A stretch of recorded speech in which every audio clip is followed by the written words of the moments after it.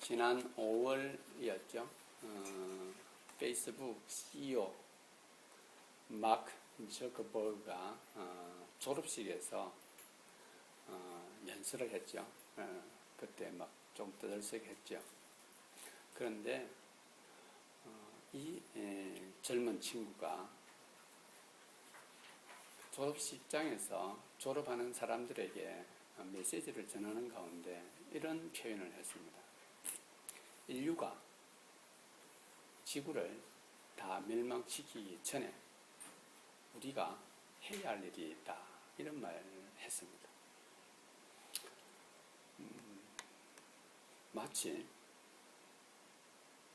다른 나라 위성에서 온 사람이 지구가 아닌 다른 곳에서 사는 것처럼 이야기를 하는 것처럼 들립니다. 그런데 그렇지 않습니다.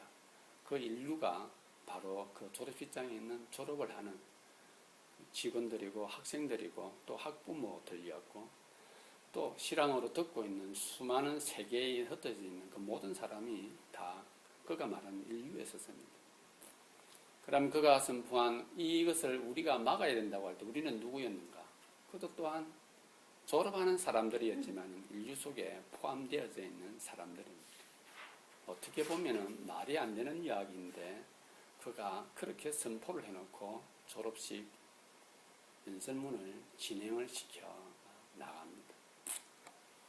우리는 잘 살려고 했던 일인데, 우리는 좀 더 안전하려고 했던 일인데, 우리는 좀 더 멋을 내려고 했던 일인데 그것이 과해졌는가 봅니다. 우리가 좀 편리하게 살려고 했는데 그것이 우리 환경을 오염을 시키고 수많은 식물들을 공해로 빠뜨리게 하고 좀 멋져 보려고 머리에 발랐는데 그것이 과했는지 오존층이 파괴되어진다라고 합니다. 내가 좀 편안하게 살려고 이것저것 세워보았는데 그것이 사람들로 하여금 더 많은 투쟁과 싸움과 고통만 증가했던 내용들이었습니다. 그가 이렇게 말합니다.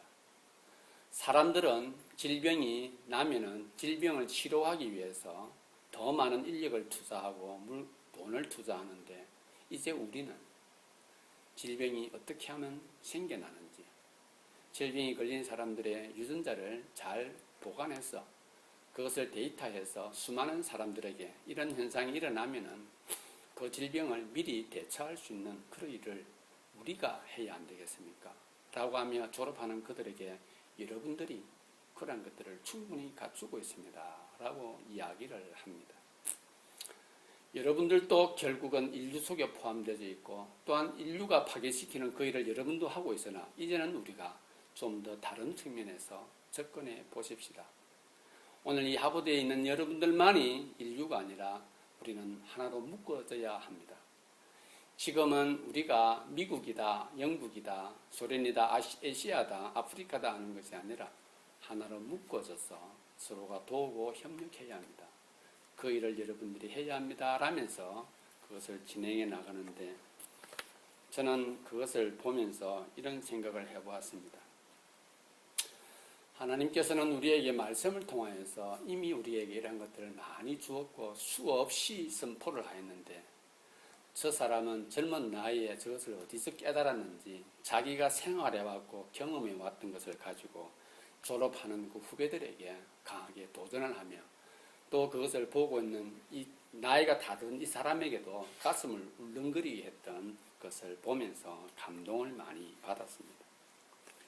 지금 저와 여러분들은 오늘 이 본문을 통하여서 우리도 동일하게 어떤 짐을 지고 있는데 어떤 때는 그 짐을 내 혼자 다 지고 있는 것처럼 생각하며 살아갈 때가 있습니다.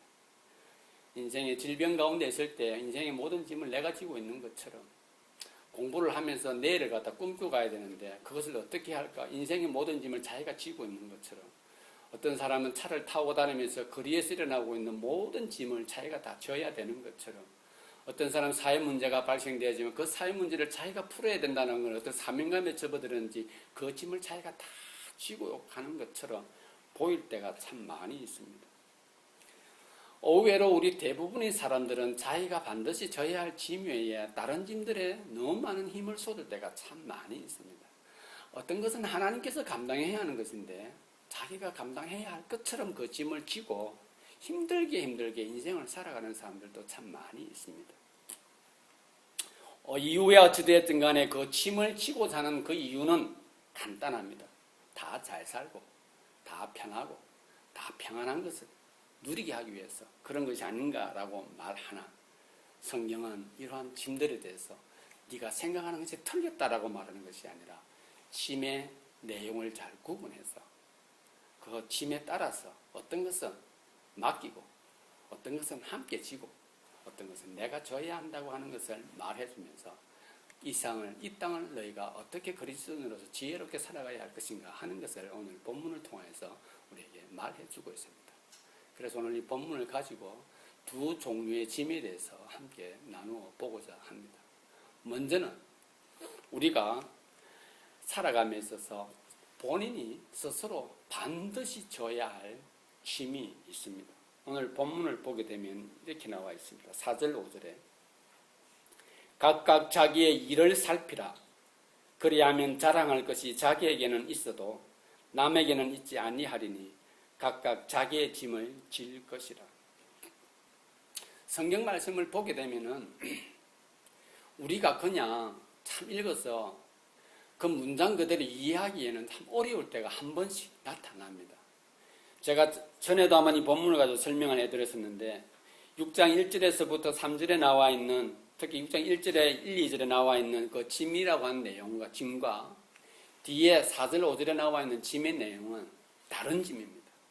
이런 것들은 우리가 그냥 한국말로 적혀진 이 짐을 보고는 참 이해하기가 어려운데, 그런데 이 6장 1절에서 5절 사이를 깊이 내가 묵상을 하면서 읽어보게 되면 아이러니하게도 그 원어적인 것을 몰라도 이 내용이 짐이 다른 것이구나 하는 것을 확인을 할 수가 있습니다.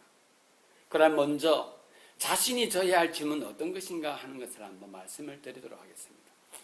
오늘 여기 나와 있는 짐을 보게 되면 5절에 나와 있는 짐은 물론 영어로도 이렇게 나와 있습니다. load라고 나와 있고 앞에 짐, 1절에 나와 있는 짐은 burden이라는 것으로 영어로도 그렇게 표현이 되어 있습니다. 그러면 여기서 나와 있는 짐을, 자기가 져야 할 짐은 어떤 짐인가?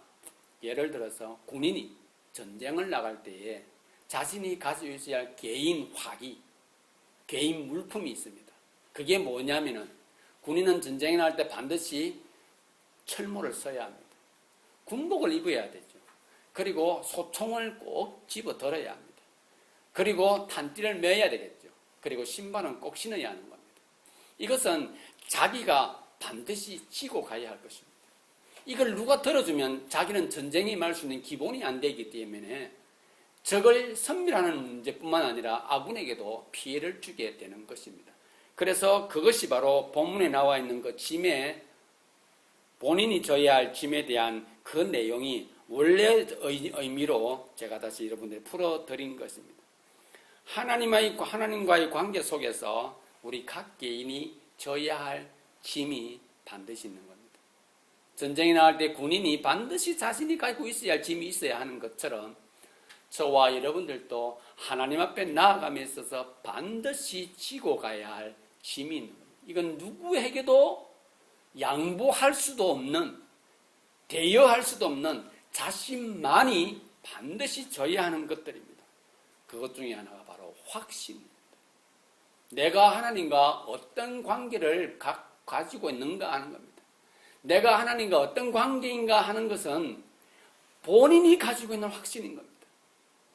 부모님이 신앙이 좋았다고 해서 자식을 그냥 손잡고 가면은 하나님 앞으로 가는 것이 아니라 신앙은 하나님과 나와의 관계 속에서 각 개인의 문제인 것입니다.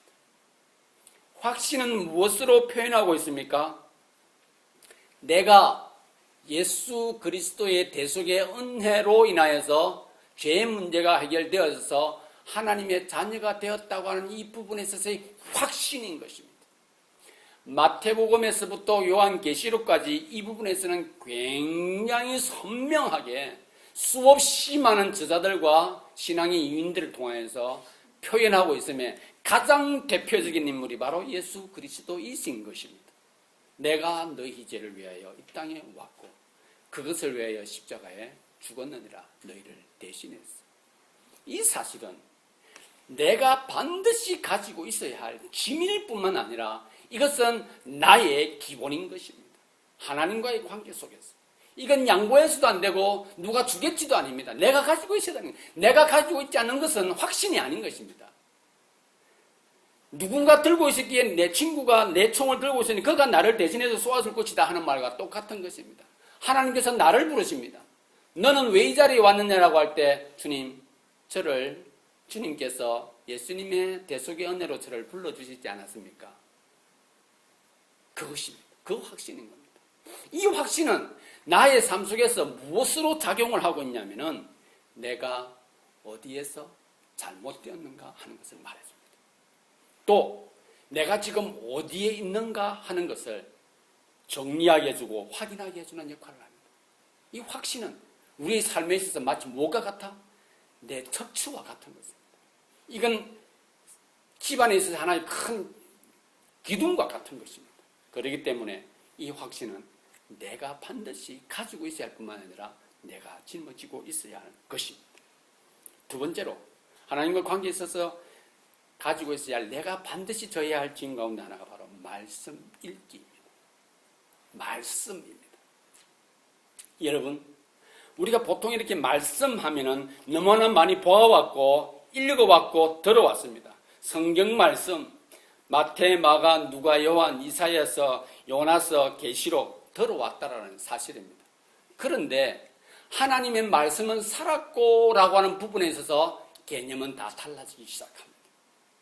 분명히 하나님께서는 우리에게 나의 말은 살았고 운동력이 있다 하였는데 그것을 누가 느끼고 누가 체험하는가 하는 것은 전혀 다른 문제입니다. 말씀 앞에서 반응하는 태도부터가 달라지게 되는 것입니다. 하나님의 말씀은 우리가 받아쓰기를 하거나 국어 시험을 치르기 위해서 발음을 잘하기 위해서 이것을 읽고 또 낭독하고 묵상하는 것이 아닙니다. 하나님의 말씀은 우리의 가슴이 냉랭하게 가라앉을 그 점에 놀랍게도 하나님의 말씀은 우리에게 생기를 불어넣어 주는 것입니다. 저는 제 아내와 한 번씩 이런 이야기를 많이 합니다. 우리가 나이가 들다 보니 도전받을 데가 없다라는 표현들을 많이 합니다. 다 비슷비슷한 것처럼 느껴집니다. 그런데 저도 공부를 하면서 거기서 나오는 참고 도서들이 있습니다. 어떨 때는 그 참고 도서에 이런 것도 또 적혀 있습니다. 어떻게 하면 성경을 잘 읽을 수 있을까라는 것이 교재로 나올 때가 있습니다. 그것을 읽어보면 깜짝 놀랍니다. 내가 몰랐던 것이었거든요. 그런데 저는 이번에 마크 저커버그가 연설을 할 때 그 나이가 84년생입니다. 34살 이제 34살 정도 되죠. 그 친구가 그 사람들 앞에서 말을 하는데 저는 그것을 이제 읽게 되는 그런 과정이죠. 제가 가슴이 뛰는 걸 느꼈습니다. 그 친구가 나에게 무슨 말을 하고 있지가 아니라 이 친구는 나에게 지금 막 가슴에다가 호소를 하는데 그것이 전달되지는 겁니다. 가슴이 뛰는 겁니다. 내가 이렇게 앉아 있어서는 안 되겠구나. 내가 저 사람이 말한 적을 위해서 내가 뭔가를 해야 되겠구나 하는 생각을 갖게 해 주었습니다. 하나님께서 우리에게 말씀하십니다. 하나님께서 우리에게 어떻게 말씀하실까요? 여러분, 기대감을 가지고 접근했을 때, 하나님 오늘 나에게 뭔가를 주실 것이야 라는 마음을 가지고 접근했을 때 우리의 냉랭한 가슴은 어느 순간인가 불로서 태우는 것처럼 확 타오르게 되는 것입니다. 그게 말씀이 가지고 있는 힘입니다. 능력입니다. 그래서 하나님의 말씀은 살았고 운동력이 있어 좌우에 날선 어떤 검보다도 예리하다고 하는 말씀이 우리의 혼과 영과 및 관절과 골수를 찔러 쪼개기까지 한다는 말씀이 맞다라는 것입니다. 올해 34살인 한 젊은 친구가 강단에 서서 하는 이야기가 나하고 어떤 일만 있는데 그건 한국 사람도 아니에요. 다른 언어를 사용하고 있습니다. 그럼에도 불구하고 그의 말 한마디도 내 가슴이 뛰는데 내가 보았던 말씀들은 수없이 많은 부분에서 나로 뛰게 하였고 움직이게 하였고 감동을 주었고 나의 모습을 발견하게 해 주었던 겁니다. 그러기에 내가 져야 할 짐 가운데 두 번째는 말씀 읽기입니다. 내가 기대하지 못하는 겁니다. 상상할 수 없는 것에서 하나님 말씀이 나를 터치해주고 나의 정신을 일깨워 줍니다. 절대 짐작이 아닙니다. 누가 그렇게 말하더라가 아닙니다. 내가 경험할 수 있게 되는 은혜를 하나님께서 허락해 주십니다. 하나님은 우리를 전혀 하나님의 나라가, 결코 하나님의 나라가, 과연 하나님의 나라가 어떤 곳인가 하는 것을 전혀 새로운 각도로 우리로 보게, 발견하게 해 주십니다. 여러분, 말씀을 읽어야 합니다. 말씀 읽는 것을 방해하는 존재는 유일하게 악의 존재, 사단밖에 없습니다. 그리고 또 하나 있습니다. 나 자신입니다. 말씀 읽어봤는데 별거 없더라입니다. 여러분, 이게 너무너무 무서운 것입니다. 그게 자기 확신으로 와 앉아있는 거예요. 나 어릴 때부터 읽어봤는데, 들어봤는데 별거 없더라. 그걸 누가 주는 거 아십니까? 사단이 우리 심령속에, 가슴속에 오래전부터 심어두었던 것입니다. 무엇을 가지고? 환경을 통해서, 관계를 통해서, 나의 삶을 통해서 별거 아니었네라는 생각을 갖게 합니다. 아닙니다. 하나님의 말씀을 가까이 하고 읽을 때 하나님께서는 식어 있는 나의 가슴을, 나의 영혼을, 나의 심령을 하나님께서 태워주십니다. 하나님의 나라가 과연 어떤 나라인가 하는 것을 말씀을 통해서 우리에게 확인시켜 주시고 발견토록 도와주십니다. 내가 져야 할 짐입니다. 세 번째, 기도입니다. 여러분, 기도도 마찬가지입니다. 이건 내가 져야 합니다. 누가 내 대신 져줄 수가 없는 것입니다. 나의 영적인 아픔을 누가 대신해 줄 수는 없는 것입니다. 도와줄 수 있죠. 함께 중보기도 해줄 수 있죠. 그러나 하나님과의 관계 속에서 나의 심령을 토할 수 있는 유일한 통로는 기도입니다. 시간을 정해서 기도해야 합니다. 기도하지 않으면 우리는 실패합니다. 왜 그런지 아십니까? 사탄은 산길자를 찾아 두루다니는데 어떻게? 정말로 부지런하여 우리가 자고 있을 때, 또 우리가 깨어 있을 때 항상 우리보다 먼저 일어납니다. 그리고 우리보다 더 늦게 잡니다. 마치 하나님이 우리를 눈동자같이 지키는 것처럼 악은 우리의 주위에서 우리로 하나님께 가까이 나아가지 못하려고 합니다. 기도에 대한 생각들입니다. 기도해봤자 별거 아니더라. 뭐 이루어진 것도 없고 되어진 것도 없는데 하나님 나한테는 내가 말씀하실 때는 귀를 막고 계시는 모양이야. 여러분, 내가 가지고 있는 마음의 꿈과 소망은, 크기는 내가 알고 있는 하나님의 크기와 비례합니다. 여러분, 어떤 꿈을 가지고 계십니까? 어떤 소망을 가지고 계십니까? 하나님 앞에서 어떤 것을 기대합니까? 내가 기도하는 시간만큼 나는 그것을 기도하고 있는 거예요. 내가 하나님께서 나에게 역사하실 것만큼 그만큼 나는 성경에 대해서 확신을 가지고 있는 것입니다. 여러분, 이건 무슨 사실입니다. 우리가 더 나아가지 못하고 더 머물러 있다면 하나님 앞에서 내가 가지고 있는 꿈도 머물러 있고 더 이상 내 꿈에 대해서 기대감을 가지고 있지 않는 겁니다. 그만큼 내가 하나님을 믿고 있기 때문에 그렇습니다. 여러분, 기도해야 합니다. 목숨을 걸고 기도하셔야 합니다. 시간을 정해놓고 기도하셔야 됩니다. 하나님께서는 우리가 기도하는 것만큼 하나님께서는 우리에게 반응해 주십니다. 왜 그런지 아십니까? 기대하지 않는 사람에게 이 세상도 아무것도 주지 않는 것처럼 이 세상에 주관자에 계신 하나님께서 그 원리로 우리를 만드셨기 때문에 그렇습니다. 말씀이 있음에 하나님이 알아서 해주실 거예요. 기도하라 했는데 하나님께서 다 아시고 계시니까 이라고 한다면은 내가 알고 있는 것만큼 그만큼 하나님께서 이렇게 말씀하십니다. 너가 알고 있는 것만큼 너에게 일어나리라. 덮었으니 아는 것이 없고 하지 않았으니 아무것도 하는 게 전달되는 것이 없으니 주님 말씀하십니다. 너는 네가 짐작하는 것만큼 되리라. 어떤 신학생이 시험 공부를 열심히 했는데 점수가 도대체가 안 나갔습니다. 그래서 내가 전에도 말씀드린 것처럼 답지에다가 주께서는 다 아십니다라고 적으니 교수가 그렇게 말합니다. 하나님은 100점이고 너는 빵점이다. 이렇게 적고 똑같은 것입니다. 여러분, 하나님 앞에서 내가 져야 할 짐은 세 가지 기억하시길 바랍니다. 나와 하나님의 관계, 확신의 짐, 말씀 읽기의 짐, 기도의 짐, 내가 져야 합니다. 내 스스로 져야 할 기도, 것들입니다. 여러분, 제가 이어서 말씀드릴 내용이 함께 져야 할 짐이 있다라고 말씀을 드리는데, 우리가 제일 어려워하고 제일 힘들어하는 것이 함께라는 단어입니다. 우리가 제일 많이 거북스러워하는 것이 우리라는 단어입니다. 그런데 오늘 본문은 우리에게 말씀하고 있습니다.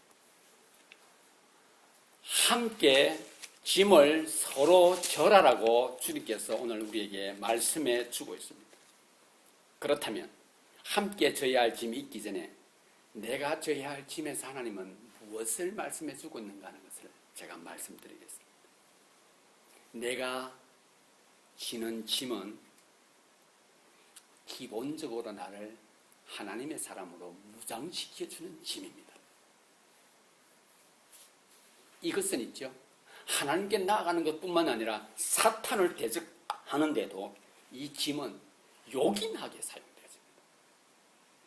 그리고 이 짐은 우리에게 부담으로 다가오는 것이 아니라 그 짐을 지면 질수록 하나님께서는 우리에게 지혜를 더해 주십니다. 여러분, 지혜가 무엇인지 아십니까? 겸손이 무엇이고 교만이 무엇인가를 구분하도록 해주는 것이 바로 지혜입니다. 우리는 이 땅에서 나는 겸손하다 하였는데 듣는 사람은 교만하게 들리는 경우가 있고, 나는 교만하다 했는데 상대는 그것이 겸손하게 들려올 때가 있습니다. 우리는 잘 구분하지 못합니다. 그런데 내가 져야 할, 하나님 앞에 져야 할 이 세 가지 짐을 지고 나갈 때 하나님께서는 우리에게 교만과 겸손의 차이를 알도록 지혜를 허락해 주십니다. 이것은 아주 미시한 것에서 출발합니다. 어떤 사안이 발생되었을 때에 이것이 내 짐인가? 이것이 내 짐인가? 하는 그 미시한 차이에서 교만과 겸손이 결정되어지는데, 그것은 바로 지혜로 구분하게 됩니다. 여러분, 쉽지 않습니다. 이것이 내가 져야 할 짐인지, 아니면 우리 함께 져야 할 것인지, 아니면 맡겨야 하는 것인지 잘 모를 때 있습니다. 그런데 내가 져야 할 짐 앞에서 내가 선명하게 대처하고 있으면, 내 짐을 지고 있으면 주님께서 지혜를 주시고 구분케 해 주십니다.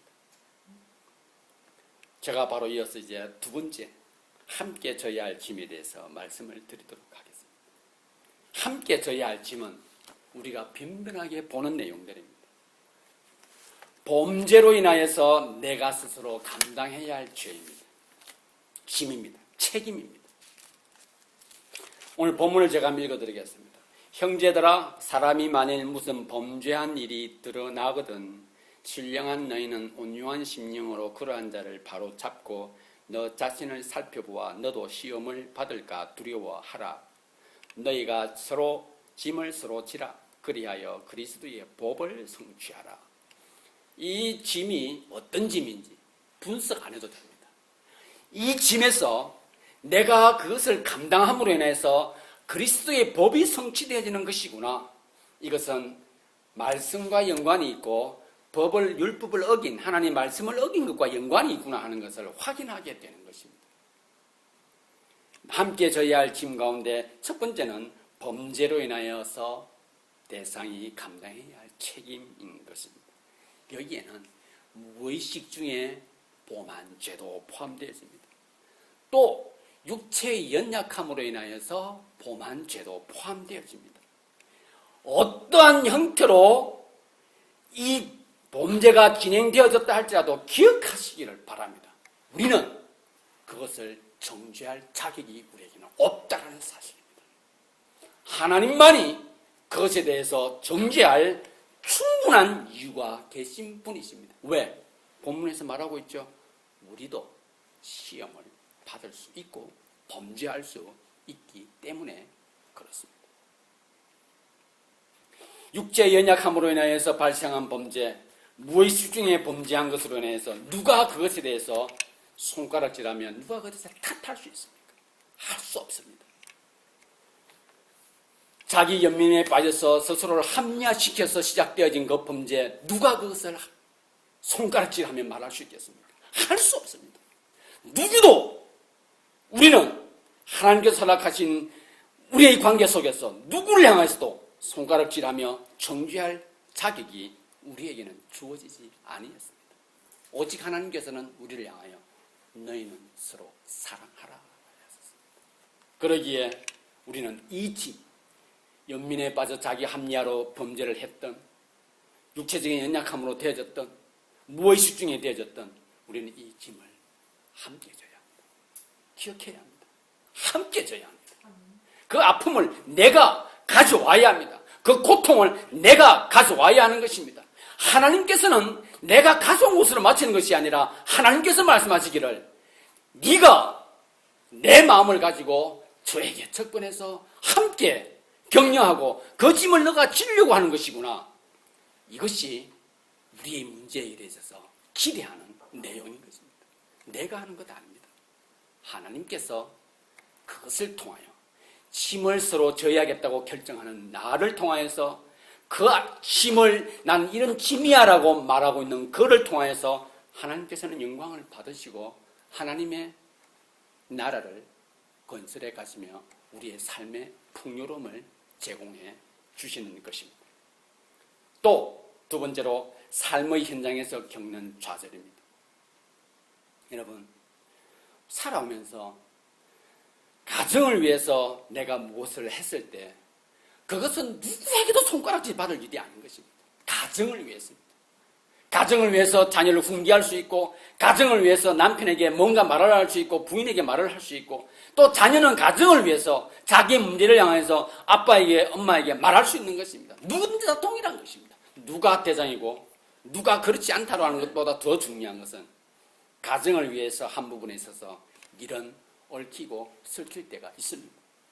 그로 인해서 발생되어진 것에 있어서 우리는 함께 짐을 나누어져야 합니다. 단 가정의 문제인 되어질 수 있는, 알아갈 수 있는 것들이 많지 않다 할지라도 그것으로 일어난 일들에 대해서 같은 마음을 가지고 짐을 져야 하는 것입니다. 사회를 위해서 한 일도 마찬가지입니다. 여러분, 우리 주위에는 자기에게 아무런 그런 자격이 주어지지 않음에도 불구하고 불의를 보면 거기에 달려들어서 목숨을 내놓고 그 문제를 해결하고자 하는 사람들이 참 많이 있습니다. 한국을 한번 보시기를 바랍니다. 아무런 특혜도 주어지지 않지만 그들은 촛불을 들고 오직 자유를 위해서, 민주주의를 위해서 나서는 그들에 대해서도 그들이 아픔이 있고 고통이 있을 때 그것을 듣는 우리는 함께 마음을, 짐을 나누어 가져야 하는 것입니다. 또 자기 가치에 갇혀서 한 일들이 참 많이 있습니다. 자기 생각대로 안 되면 그것이 가정을 위한 것이고 사회를 위한 것인데 왜 그것을 갖다 이해를 하지 못하냐, 울부짖는 그들을 향해서 우리는 손가락질 해서는 안 되는 것입니다. 자기 가치에 갇혀서 그 일을 했다 할지라도 우리는 삶의 현장에서 겪는 좌절이기에 그 짐을 함께 나누어져야 하는 것입니다. 세 번째로, 이 모든 것들을 통하여서 하나님께서는 우리에게 무엇을 허락하시는가 하는 것입니다. 우리 자신의 영적인 상태를 확인하게 해 주십니다. 짐을 서로 지며 나아갈 때에 우리의 영적인 상태를 확인하는데 우리는 신앙생활을 하면서 이런 단어를 씁니다. 영적이다라는 말을 씁니다. 이 단어를 짐을 자신이 반드시 져야 할 짐에 비유해서 말씀을 드리겠습니다. 확신, 하나님과 나와의 관계 속에서 확신, 우린 이미 바뀌어진 존재입니다. 변화된 존재입니다. 말씀 보고 기도하는 것이 우리의 삶의 중요한 요소로 자리 잡았습니다. 여러분, 영적이다, 우리의 인격이다, 똑같은 말입니다. 그리스도인이다, 그리스도의 영적인 삶을 산다, 그 영적인 삶을 사는 이제 그 하나님의 백성으로서, 시민으로서 살아가는 겁니다. 하늘나라에서 내가 갖추어야 할 것은 무엇입니까? 영적인 겁니다. 하나님과의 관계는 영적인 것입니다. 그럼 그것이 무엇입니까? 내 인격인 것입니다. 짐에 대한 나의 태도는 나의 삶의 질과 연관이 있습니다. 힘을 서로 지라 그럴 때 나와 연관이 없어 라고 한다면 가장 중요한 하나님께서 사랑하고 있는 그 대상, 그가 지금 이 땅에서 살아가는 삶의 현장에서 어떤 무엇인가 갖추어서 살아가고 있는 그에 대해서 그 문제니까 나는 관계없다라고 말할 때, 하나님께서 나에게 저 사람의 짐을 지라고 나에게 말해주지 않았다라고 하면 나는 확신을 가지고 있다라고 말할 그때에 하나님 말씀하십니다. 너는 내가 너에게 말한 너의 삶의 내용을 내가 오해하고 있구나. 난 너에게 한 번도 그렇게 말한 적이 없으니 너는 그것을 네가 감당해야 한다고 할 그때에 그 말씀에 반응하는 그 순간에 나의 삶의 질과 짐을 서로 지는 것은 깊은 연관이 있는 것입니다. 여러분, 한치 앞을 내다보지 못한다는 말이죠. 여러분, 한치가 얼마나 되는지 아십니까? 한치는 한 자의 10분의 1이라고 한다는 일합니다. 한 자. 한 자는 보통 그냥 30cm라 그러죠. 그러면 한치는 3cm입니다. 요 3cm도 못 본다는 건 우리는 이 한치 앞도 우리는 못 본다라고 말하며 지혜롭지 못한 사람을 가지고 이야기를 합니다. 조금 있으면 일어날 일에 대해서 이해를 못한다고 할 때 우리는 그 말을 씁니다. 한치 앞을 내다보지 못한 결과는 우리는 어떤 식으로 진행을 해 나왔습니까? 잘 살아보려고 하는 것 같은데 뭐 다 그 같은 마음 아니에요? 한치 앞도 내다보지 못하는 우리의 표현들이었습니다. 다 잘 살려고 하는 것 아니에요? 예쁘고 멋지고 싶은 것 다 같은 마음이 아닌가요? 한치 앞도 내다보지 못하고 했던 말들입니다. 함께 잘 살고 함께 배려하고 함께 양보하면서 사는 건 우리가 다 같은 마음 아닌가요? 한치 앞도 내다보고 보지 못하고 했던 우리의 말들입니다. 능력 있는 사람이 더 누리고 그렇지 못한 사람은 그 대가를 받는 것이 당연한 것 아닌가요? 그렇지 않는가요? 한치 앞도 내다보지 못하고 했던 말들이 우리의 삶의 질을 결정하는 내용들이었습니다. 다시 한번 말씀을 드립니다. 성경을 떠나서 34살밖에 안 된 젊은 친구가 한치 앞을 내다보지 못하고 했던 결과들이 우리 사회가 이렇게 서로 죽이고 서로 헐뜯고 서로를 못 잡아먹어서 안다라는 이 세상은 공해로 더럽혀버리고 자연은 패해버리며 우리의 우주는 그냥 어떤 것으로 인해서 모든 것들이 태양으로부터 좋지 못한 것들이 한 번에 올 수밖에 없는 오존층 파괴를 일으켰던 말들인 것입니다. 그것이 바로 자기가 잘 살아보고 우리가 예쁘고 우리가 함께 잘 살고 다 맞는 말들입니다. 그러나 이것이 나 혼자만의 말과 나 혼자만의 시간과 나 혼자만의 시세 속에서 이야기를 하게 되면 맞는 말이 되는 겁니다. 그러나 조금 더 나아가 보면 다 같은 마음 맞습니다. 다 이해되어지는 말 맞습니다. 상식입니다. 그러나 이러한 행동들로 만들어진 결과들은 파괴하고 서로의 마음에 상처를 줬던 결과들이라는 것을 기억을 해야 하는 것입니다. 그렇기 때문에 주님께서는 우리에게 말하기를 이것들을 위해서 우리가 어떤 태도를 취하는가 하는 것입니다. 다 잘 살고 다 멋지고 예쁘고 함께 살아가는 것이 맞지 않냐고 할 그때에 이것들을 위해서 내가 어떤 태도를 취하는가 하는 것입니다. 내가 문제를 보았다면 우리 함께 고민해 봅시다가 되는 거예요. 함께 고민해 봅시다. 어떤 일이 발생되어졌다면 우리 함께 어디가 잘못됐는지 생각해 보십시다. 어떤 일들을 기대하고 있었는데 그것이 잘 되어지지 않을 때 우리가 왜 이렇게 되었는지 서로의 생각을 나누어 보십시다. 서로 짐을 지자라는 것은 바로 내 삶의 질과 깊은 연관이 있는 것입니다. 내가 짐을 지지 않으려고 할 그때 나의 태도는 이웃을 멀리하게 되고 하나님의 말씀 앞에 내가 반대를 하게 되는 결과를 얻게 되는 겁니다. 자신의 영적인 상태를 가장 정확하게 볼 수 있는 타이밍은 언제입니까? 함께 져야 할 짐에 대해서 내가 거부하고 있을 것입니다. 난 시간이 없고 난 그것이 내가 생각하기엔 중요하지 않다라고 생각할 그때에 우리의 태도는 우리의 삶의 짐과 깊은 연관이 있는 것입니다. 그렇기 때문에 하나님께서 우리에게 주신 내가 스스로 나만이 져야 할 짐, 확신, 말씀 읽기, 기도, 이것은 내가 져야 합니다. 그리고 함께 져야 할 나의 지체 가운데 나의 이웃 속에서 삶의 현장에서 그리고 자신이 가지고 있는 어떤 범죄로 인해서 고통을 겪고 있을 그때에 우리는 짐을 같이 져 주어야 하는 것입니다. 그것이 하나님께서 우리에게 명령하신 것이요. 그 짐을 서로 질 때에 나로 하여금 하나님 앞에서 정죄하지 않고 주께서 명령하신 것에 따라 살아가는 사랑하는 삶을 살겠습니다라고 고백하는 것과 같은 것입니다. 결론을 맺겠습니다.